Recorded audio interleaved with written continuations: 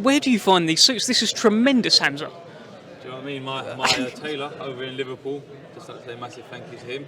But yeah, I'm trying to compete with Frankie. Yeah, you can't compete with Frank. Doing How you feeling heading into Saturday night? Yeah, no, I'm feeling great. Great. I'm in good spirits. Happy as ever at middleweight at 160. Made it quite easy. Saturday night, here we come. Proud moment, Frank. You've got another young boxer of the year. You've had plenty in the past. They've gone on to do some great things. Yes, some have. But Hamzah is a consummate professional. He takes this. You have to take it seriously when you're a fighter. There's no shortcuts, and everything in his preparation is done meticulously. And I admire him and his team for that. And that tells you where his mindset is, that he's not cutting corners, not leaving anything to chance. And I genuinely do think he's got a tough fight on Saturday. He come through it, as we talked about earlier. He come through it. I think it's going to be a really good yardstick to see where he is in his career. Come through that and go on to some even bigger fights. But he's a tremendous star in the making. I really do rate him. Have you clocked eyes with Francisco Torres yet? Not yet. Today's going to be the first time. He looks a bit like Bradley Skeet. That's something I'd know. I did motivation. Yeah. To be honest with you, fighting similar to him as well. Very similar. He's tricky. He knows what he's doing. He's going to obviously come to win. And this ain't nothing new to him. So yeah, listen, we ain't cut no corners. And like I said, Saturday night you'll definitely see the best version of me. Well, Frank says this will be a yardstick to see where you are. Where do you think you are heading into this fight? I think as a fighter, I believe personally I am the best. Otherwise, I wouldn't be here. Do you know what I mean? I wouldn't be messing about, wasting everyone's time. But I mean, at the end of the day, it's all good saying it. You actually got to prove it. You actually got to get in there and do it. And like I said, come Saturday, I've got a good opponent in hopefully bringing the best out of me. Are we moving from you being called a prospect to now being called a contender? Is this the new stage, Frank? I'll let you answer first.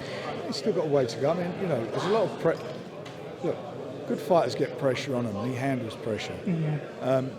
A contender, do I think he's ready to fight for a world title yet? No, I don't. He's got a lot of way to go yet. It's a learning process. If you could get a world title tomorrow, he'd probably fight for him. There's no doubt about it. But it just needs experience. It's all about experience, gaining experience.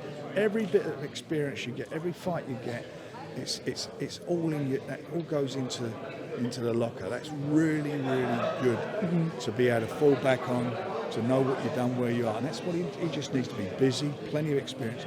And if Hamzah does what I believe he can do, this time next year he'll be on the verge of fighting for a world title. I'm confident of that. Do you feel like you've moved to contender status now?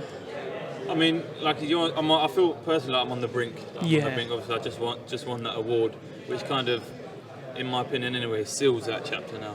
It seals that chapter. And like I said, I don't want to get ahead of myself. I'm not really a fighter to be getting ahead of myself. But come Saturday, I keep saying it's a good opponent in bringing out the best in my ability and showing that I'm capable of being a top contender. Well, I mentioned Bradley Skeet and mentioned he looks a bit like him. Is this a chance? Obviously, you didn't get to rematch him. You offered him the fight. You went to do it again because he gave you a few problems, gave you a few things to think about. Is this a chance to demonstrate that you have learnt since that? Yeah, of course. I learned. Like I watched that fight back the next day after my fight, and I looked back at it and I thought, at the start, what was I doing, kind of thing. But like Frank said, it's all experience. It's all getting it in the locker. And when I went back to LA after that camp, we worked on literally just the basics, everything, the jab, just pinging out, just pinging out that jab. And my last fight with Jed Smith, the work to treat, set everything up, and I got him out there in the second round. Hopefully Saturday I can do the same thing. 9 knockouts in a row, Frank. He's banging them out for fun. It's a knockout. It's a knockout. Tell me about this. Like, you haven't had much amateur career, right? I mean, it's similar. I was thinking about this. It's similar to Anthony Yard. Anthony Yard didn't have a long amateur career, didn't have many amateur fights, and he's about to fight for a world title again for the second time. Where are you finding these diamonds in the rough, Frank? Well, look, there's a lot of guys. It's guys who have really long amateur careers, and they go on to do nothing. You could look at it a different way. If someone's had a sort of very limited amateur background, sometimes you're not picking up habits as an amateur that you don't want as when you're a professional. You obviously not got the experience, but then when you turn pro, you know, the trainer's starting from basically from scratch, as he was certainly in Anthony's case. Yeah. And that can also be a plus and a benefit. I mean, I'm all for experience and whatever with any fighter, but it also puts a lot of pressure on guys when they're big punchers. You know? Hamza's a big puncher, Anthony's a big puncher, so they get rid of guys, and all you get everyone saying, step them up, put them in with this one, that one, but they need to get the experience. And certainly with big punching guys, yeah, I mean, you look at a lot of fighters' records. Big, I'll give you, old fighters like such as Nigel Benn, knocks everyone out, then started going the distance with quite a few people, and that's what happens because you're fighting better quality. Mm-hmm. So you can't just rely on that big punch. And as Hamzah just quite rightly said, you went back to the gym, get back to basics, get back to boxing, and getting back to using a jab.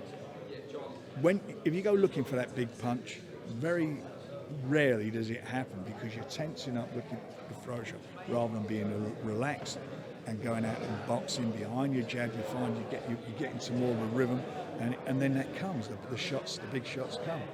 So, for me, I like guys. If I had my way, and it really destroy our Olympic team, I'd like all guys to turn over when they're 18. Mm-hmm.